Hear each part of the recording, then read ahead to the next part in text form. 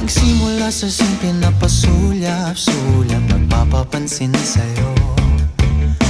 Umabot sa palitan ng mga mensahe, kilig na kilig ako.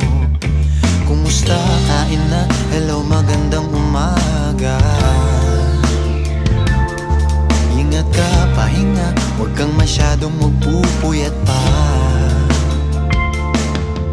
Naramdaman ng puso na dahan